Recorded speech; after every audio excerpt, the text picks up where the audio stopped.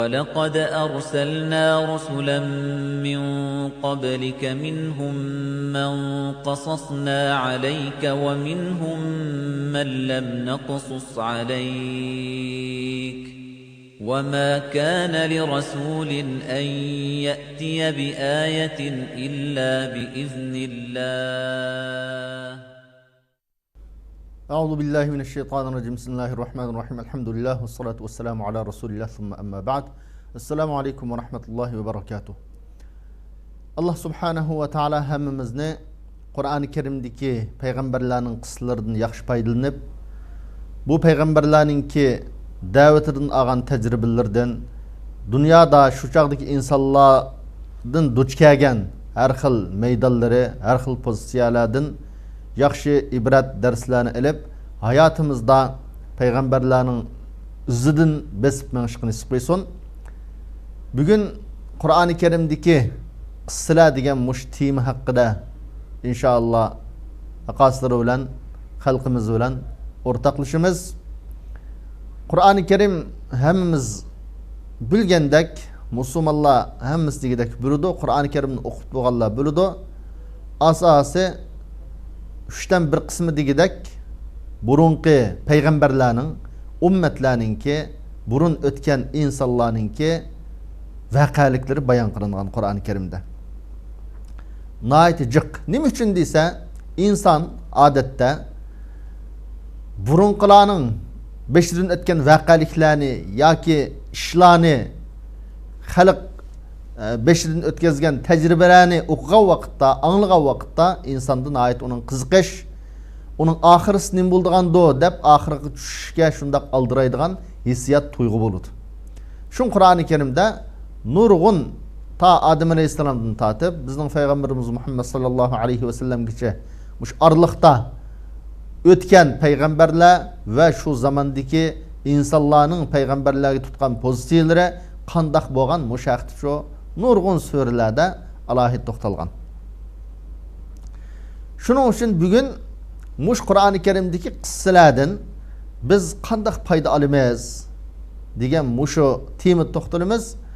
Birinchi o'lab Qur'oni Karimdagi payg'ambarlarning qissasiga qaraydigan bo'lsak, birinchi foyda nima desa, islom da'vatining, islom dinining asosi, islom qonuni, islom shariatining asosi ta payg'ambar burunqi payg'ambarlardan tortib bizning payg'ambarimiz Muhammad sallallohu alayhi va sallam kelgichilak burun bir ekanligi. Hamma payg'ambarningki bir ilohga ibodat qilish qilam chaqag'anligi. Va ma arsalna min qablika min rasulin illa nuhi ilayhi annahu la ilaha illa ana fa'budun. Hamma payg'ambarning da'vati mush bo'lgan.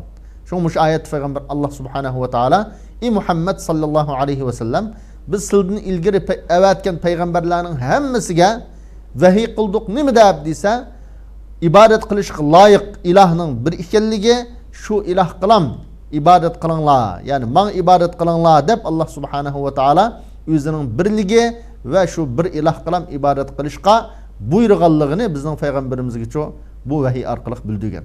Demak, islom dinining asosi, payg'ambarlarning da'vatining asosi tarixdan buyon hammasining bir bo'lib kelgan. U bo'lsa-mu bir ilohga chuqunish, kainatni yaratgan bir iloh qilam ibodat qilish. Ikkinchi oldigan muhim foyda nima desa, burunqi payg'ambarlarning vaqaliklarini anglash orqali, shuni ko'rish orqali u payg'ambarlarga iymon keltirish, u payg'ambarlar haqida ahli kitobning kitoblarida o'zgartirilgan, burmalangan nurg'un xato ma'lumotlar va bu xato ma'lumotlar bilan aldinib qolmay, balki Qur'oni Karimda shu payg'ambarlar haqida kelgan to'g'ri ma'lumot orqali shu payg'ambarga bo'lgan ishonchimiz, iymonimizni texmo yuksaltirish. Uchinchi, Qur'oni Karimdagi qissa orqali payg'ambarimiz Muhammad sallallohu alayhi va sallamning payg'ambarining rost ekanligiga, ya'ni o'ziningki Allohning payg'ambari ekanligida qilgan chaqiriqining rostligiga bo'lgan iymonimizni texmo oshirish. Nimishqa desa, payg'ambarimiz Qur'oni Karim orqali ta Adem alayhissalomdan tortib Ibrohim alayhissalom, Nuh alayhissalom, ahli kitoblar tuniydigan nurg'un payg'ambarlar haqida, ular haqida ixtilof qilishgan nurg'un masalalar haqida shu ochiq bayonot bergan. Rasululloh o'zi o'qimagan, buni hammamiz bilamiz. O'qimagan bir insonning burunqi payg'ambarlarning hayotining shunda tafsiliy xabar berganligi payg'ambarimiz Muhammad sallallohu alayhi vasallamning ham Allohning payg'ambari ekanligiga alohida kuchli dalil. 4-chi Qur'oni Karimdagi qissadan vaqaliklardan oldigan eng muhim foydaning bir nima desa, birinchi bo'lib payg'ambar alayhissalomning qalbini texmo o'zining haq yo'lda ekanligiga, to'g'ri ustida ekanligiga mustahkamlash va shundaqla Rasulullohga ergashgan payg'ambar alayhissalomning ummatining mo haq yo'lda, to'g'ri yo'lda ekanligiga bularning qalbini texmocho muqimlash, mustahkamlash maqsad. Şu Allah Kur'an-ı Kerim'de ve kullen naqussu aleyke min enba'ir rusuli ma nuthabbitu bihi fuadak. Biz peygamberlerin vakaliklerinin her bir peygamberinin vakaliklerini, bulanın kıssalarını bayan kılıştık asaslık sebep neymi o? Dese senin kalbini çoğu tehimu hak üstüne mustahkem kılış da bayan kılganmış ayette. Demek biz mi peygamberlerin kıssasını okuş arkalık bulanın öz kavmidin duş kelgen düşmanlıkları, xapılıqları, musibetlerini okuş arkalıkça özümüzninki hak yolda ekanligimiz, to'g'ri yo'lda ekanligimizning çoğu texmi tunib yetishimizga, qalbimizning texmi xotirjam bo'lishiga alohida bu Qur'oni Karimdagi qissalarningki foydasi, ahamiyati bor. Biz Qur'oni Karimdagi Musa alayhissalom bilan Fir'avnning vaqaligini o'qimagan bo'lsak, zolim bilan, jahongir bilan qanday kurash qilish, bu kurash yo'lida duch keladigan xapiliqlarni nadim bilatdik. Haqda mustahkam turishqa nadin o'zimizcha tayanch kuch topatdik. Albatta Musa alayhissalomningki o'zi shundoq yolg'iz, ojiz bir kishi turib Fir'avndan iborat bir podshoga, zolimga qarshi turganligi, buni to'g'riga da'vat qilganligi, o'zining qavmini shu zolimning qo'ldan qutqizish uchun naqadar tirishchanliklarni qilganligini Qur'oni Karimga qarasaqcho alohida his qila olamiz. Her qandaq bir yosh, turmuga kirib qolgan yosh Yusuf alayhissalomning qissasini o'qish orqali bir payg'ambar turmuga kirganligi, necha yil turmada yotganligini o'qish orqali haq yo'lda manganlar bunda turmuga kirib qoldigan, xapiliq tortirgan, musibat tortirgan ish bor ekan deb buni tuniydi. O'zining iymoni, o'zining prinsipi maydonida texmi mustahkam turishqa bu Yusuf alayhissalomning turmada yotganlik voqealigicha alohida haydakchi turtki bo'ladi. Mesela qattiq kasal bo'lib ketgan, jismi kasal, iqtisoddan ayrilgan bizning xalqimizdek bugungi kunda nurg'un muhojiratlik xalqimiz shundaq musibatda hozir. Iqtisoddan ayrildi, nurg'unlar kasal bo'ldi. Vatandagi xalqimizga endi uni til bilan ifodalab bergani bo'lmaydi ularning duch kelayotgan xafaligini. Lekin mushundaq og'rib qolganlar, musibat yetganlar Ayyub alayhissalomningki vaqaligini Qur'oni Karimda ifodalagan va laqad massaniyad-dur va anta arhamur rohimin deb Ayyub alayhissalom payg'ambar shu duo qilgan. Men shundaq ig'ir musibat yetdi, ig'ir xafiliq yetdi Farvoydigarim. O'zdir rahim qilslar deb Ayyub alayhissalomning vaqaligini o'qish orqali, bilish orqali shu Allohning payg'ambarining mo shundaq ig'ir kasal bo'lganligi, ig'ir musibatning yetganligi orqali biz bundan tasalli topamiz. Kasal bo'lib qolganligimizga Allah subhanahu wa ta'ala meni yaman ko'ribdi. Ya men nimish qilgan bo'g'itim. Allah azab manglam berdi bu balani deydigan mushuna kufrani so'zlardancho shu Ayyub alayhissalomningki Qur'oni Karimda bayon qilingan so'zlarini anglash orqali texmo bundaq kufrani so'zlardan yiroq bo'lamiz. Allah subhanahu wa ta'ala o'zining payg'ambarini mushundaq sinab ekan, meni mushundaq sinabdi deydigan bir tasalli tepishcho mush qissalar orqali bo'ladi. Ve şundaqla bu peygamberlerin kıssalarından ibret elish. Allah Kur'an-ı Kerim'de mush haqda nim deydi desa laqad kana fi qasasihim ibratun li ulil albab. Peygamberlerin vaqaliklarida alohida cho aql egillari mushuni o'ylangan, fikr yurgizgan kishilar uchun nurg'un ibratlar, nurg'un foydalar, darslar bor deb ifodaldi.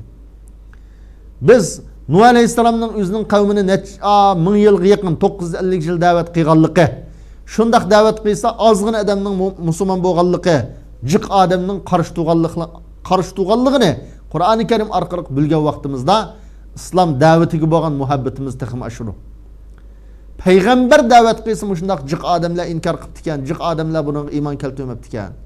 Men da'vatimda ching tursam bo'ldi ekan. Kishilarning bu gapni anglamaganligidan bo'shab qolsam bo'lmaydi ekan degan darsni olamiz.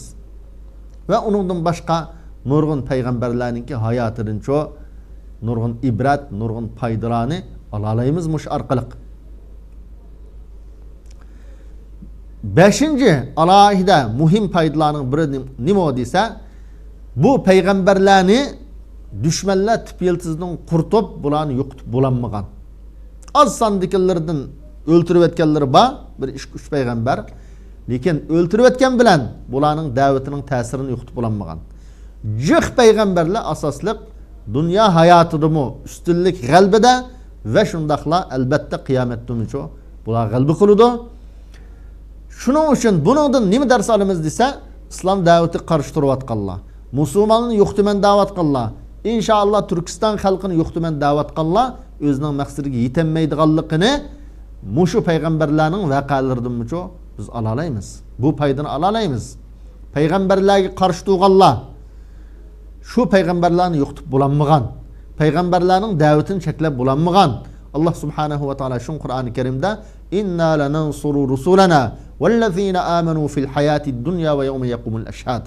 Biz chuqum o'zimizning payg'ambarlari va shu payg'ambarlarga iymon keltirgan mu'minlarga dunyodami ustunlikni ato qilamiz va oxiratdamicho, qiyomat kunimicho ularni hammadan ustun qilamiz degan. Qachoniki biz tirishchanlikni qilib, haqiqiy kuchlik iroda bilan, tavranmas iymon bilan yo'limizda mustahkam turib mangdikanmiz, cho'qim g'albi bizga mansub. Lekin bo'shanlik qilsak, umidsizlansak, tugishab ketsak-cho, bizning mag'lub bo'lganimiz bo'lgan. Shuning uchun payg'ambarlarning o'z qavmi bilan bo'lgan, o'z xalqi bilan bo'lgan da'vatlar orqali biz oldigan 5-chi bir foyda nima desa, bularningki tugab ketmaydiganligi. Allohning cho'qim bularga oxirisicho yordam berdiganligi. Bular qarshi chiqqan, bularni yolg'onga chiqargan, bularni aybligan zolimlar ustidan g'alba qildiganligini mi payg'ambarlarning vaqaliklaridan biz ibrat ola olamiz. Shundaqla payg'ambarlarning vaqaliklari orqali 6-chi biz oldigan muhim foydaning biri nima desa, mush payg'ambarlarga ishonmaganlar, bular qarshi chiqqanlarningki oxirsida halok bo'lganligi, tugashganligi. Allah subhanahu va taolo bularni halok qilganligi, nurg'unlarni azab tushirish orqali halok qilgan bo'lsa, yana nurg'unlarincho shu payg'ambarlar va payg'ambarlarga ergashgan mu'minlarning qo'li bilan halok qilgan. Fir'avnni Allah subhanahu va taolo halok qilgan. Samud qavmini, Ad qavmini Allah subhanahu va taolo halok qilgan. Bizning payg'ambarimizning qo'li orqali, sahobalarning qo'li orqali Makka mushriklarini va uningdan boshqa qarshi turgan shu zamondagi mushrik zolimlarni-cho Allah subhanahu va taolo mushlarning qo'li orqali halok qilgan, ularni mag'lub qilgan. 7-chi muhim bir foyda ergashuvchilarningki, haq yo'lga ergashuvchilarningki oz bo'lishi yoki ularning ko'p bo'lishi haq yo'lda manganlarningki numusiga tegadigan yoki ularning jamiyatda obro'yi yo'q, keraksiz odam ekanligining dalili emas. Biz payg'ambarlarning yo'li orqali haq yo'ldagilar shundaq bir dars elishimiz kerakki, bizga ergashganlar oz bo'lsin, ko'p bo'lsin, bizning yo'limiz to'g'ri bo'lsa, bundan qat'iy ikkilanmaslik kerak. Davolg'amasligimiz kerak. Chunki ko'p insonlar haqning ustida turishga chidamaydi. Haqning ustida mustahkam mengishga ko'p insonlar chidamaydi. Shuning uchun Alloh subhanahu va taolo ko'pincha vaqtda ko'pchilikni aybligan. Va ma aktharun nasi walau harasta bimu'minin. Kishilarning ko'p qismi sen ularning mu'min bo'lishiga, to'g'ri yo'lda menishiga shundaq herisman bo'lsangmi, lekin ular mu'min bo'lmaydi degan. Qur'oni Karimda aktharun nasi la ya'lamun, aktharun nasi la yafqahun, aktharun nasi la yashkurun deydigan oyatlar naytijiq. İnsanning ko'p qismi bilmaydi, ko'p qismi tushunmaydi, ko'p qismi yaxshi ishqa shukrmi demaydi deb tasvirlagan. Shuning uchun biz da'vo yo'lda mangimiz deganlar, haq yo'lda mangimiz deganlar, Turkiston uchun, xalqimizning ozodligi uchun harakat qilamiz deganlar sonning oz bo'lib qolishi bilan namoyish chiqqan vaqti bo'lsin yoki boshqa har qanday siyosiy faoliyatda bo'lsin, kelgusida Alloh fursat bersa, inshaalloh jihad orqali bo'lsin, haq yo'lda mangimiz deganlar keynimizga ergashgan yoki birga mengayotgan insonlarning ozligi bilan, kishilarning ozligi bilan bizning yo'limiz to'g'rimidi yoki xatomidi deb o'ylab qolmasak bo'ladi. Chunki payg'ambarlarning ergashgan yo'llari azaldan tortib zot az. Tabiiy holda shu payg'ambarning yo'liga ergashganlarning oqistinmicho insonlarning az bo'lishi bu normal ahvol. Chunki Qur'oni Karimda Nuh alayhisalomning ahvolini tasvirlab, "Va ma amana ma'ahu illa qalil" dedi. Nayt az odamlar iymon keltirgan dedi. Yana bir oyatda "Va ma naraka ittaba'aka illa allazina hum araziluna" deb tasvirlagan. San ergashgan odamlar nayt bizning ishimizdagi tayini yo'q odamlar. Bak az odamlar san ergashdi. deb payg'ambarningki qavmi payg'ambargacha ashundoq javob qaytargan. Demak, haq yo'ldagilar biz yo'limizni mustahkam tutsak bo'ladi. Iroda bilan tutsak bo'ladi. Kishilarning oz bo'lishi yoki jiq bo'lishi bizni nishon g'oyaga harakat qilishdan to'sab qo'ysa bo'lmaydi. Har qanday holatda harakat qilamiz, har qanday holatda tirishchilik qilishimiz lozim. 8-chi yana muhim foydalarning biri bu payg'ambarlarning hammasining inson ekanligi. Lekin nurg'un insonlar shu payg'ambarlarga nima degan desa, "Ma hadha illa basharun mislukum yuridu an yatafaddala alaykum. Walau sha'a Allahu la anzala malaikatan minas sama." Bu faqat o'xshash bizga o'xshash bir odamga bu. Mush odamga ergasham tuqbaz. Men payg'ambar deb sizdan ortiq bo'lishni izlayotdi shu. Faqat ortiq bo'lishni, ma'lum maqomda o'rinda bo'lishni izlayotdi. Boshqa nim farqi bor? deb payg'ambarningki qavmlari payg'ambarga ishonmaganlar shu ashunaq degan. Bu agar Alloh subhanahu va taolo bizni bir to'g'ri yo'lga yetaklashni iroda qilgan bo'lsa, osmonda malaika tushirdi degan ashular. Xuddi bugungi kunda bizning xalqimizga ajoyib ma'lum tarafdan hamda o'qitish tarafdan bu chiqib qoladi. Bizning nurg'un gaplar jamiyatda bizning yetakchimiz yo'q, yo'lboshchimiz yo'q. Kimga ergashamiz? Buning hammasi nima desa, jamiyatda bor yetakchilarni yaratmaslik. Bularni ko'zga ilmaslik. Buning nimasi shu? Sababi shu hamda boshqa bir sabab yo'q.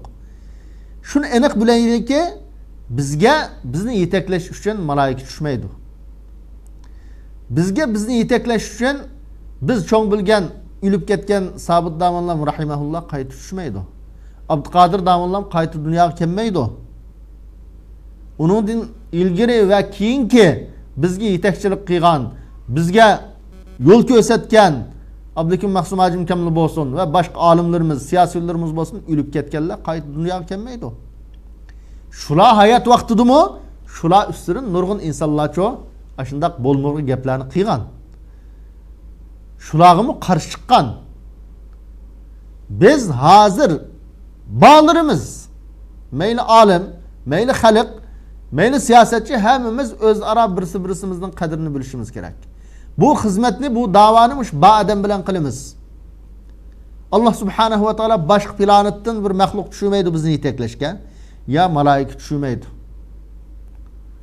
Qur'oni Karimda shunga nurg'un oyatda Payg'ambar alayhissalomning "Men sizlarga o'xshash inson" degan oyatlarini Qur'oni Karimda bayon qilgan.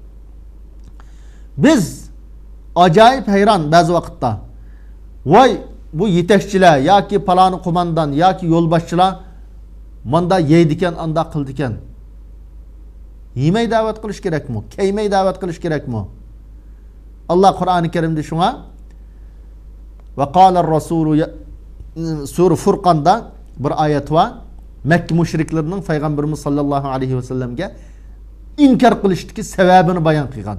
Ma li hadha ar-rasul ya'kulu at-ta'ama wa yamshi fil aswaq laula unzila alayhi malak. Bu o'zini payg'ambar deydi. Payg'ambar deb turib, nima deb bu tamoq yeydi? Bazalda yuriydi.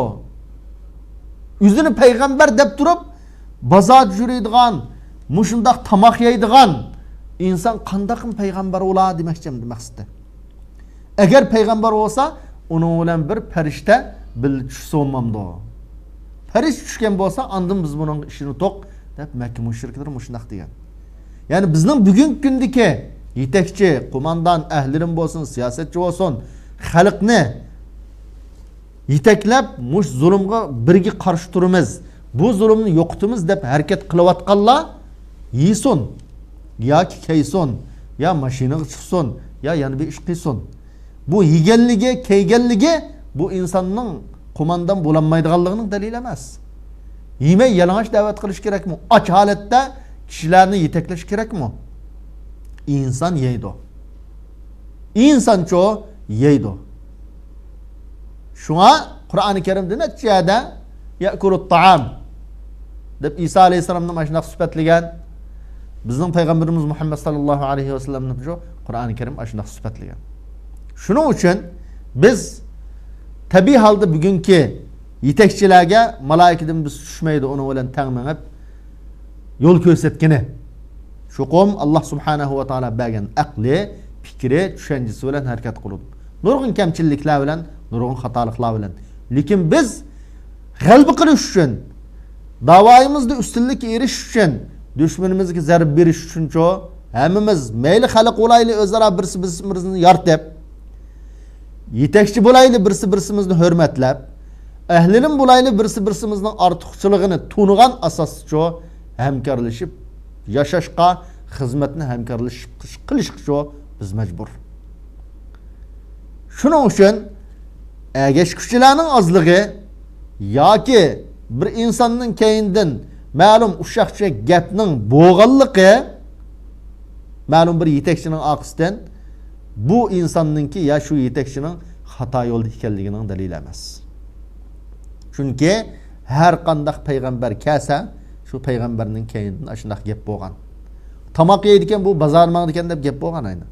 Shuni tamoq yeganligini bozorda elish-verish, yani elish setishni iborat mushundaq ishni qilganligini bu payg'ambarga yarashmaydigan ish bu deb inkor qilishga, shu payg'ambarga ishonmaslikka sabab qilgan o'z vaqtida. Shuning uchun biz bu yomon axloqni tashlashimiz kerak. Yomon axloqni tashlab, o'zimizning yetakchilari, olimlari, cho'nglarimizning ipcho'risiga hammamiz uyushib, xizmatni birgacha elib mengishga hammamiz tirishchilik qilsak bo'ladi va buningdan boshqa olimlarimiz bayon qilgan nurg'un foydalari bor. İnşallah Allah subhanahu va taolo nasib qilsa, buningdan keyingi darslarimizda tafsili holda har bir payg'ambarningki vaqaligi, har bir payg'ambarning hayotidan nurg'un ibratlarni, nurg'un foydalarni o'ttirib qo'yib, hayotimizda yo'limizni naydi dag'dan tuz to'g'ri yo'lda menish uchun bir chiroq bo'lishi, bir yo'lboshchi bo'lishini Allah subhanahu va taolodan umid qilaman. Allah subhanahu va taolo hammamizni Qur'oni Karimdagi payg'ambarlarning hayotidan va payg'ambarlarga qarshi chiqqanlarning hayotidan alohida ibrat olib, payg'ambarga ergashganlarning yo'lida menishqa, payg'ambarlarga qarshi chiqqanlarning yo'lidan qechishqa Allah subhanahu va taolo nasib qilsin. Subhanakallahumma va bihamdik, nashhadu an la ilaha illalloh, nastaghfiruka va natubu ilayk. ولقد أرسلنا رسلا من قبلك منهم من قصصنا عليك ومنهم من لم نقصص عليك وما كان لرسول أن يأتي بآية إلا بإذن الله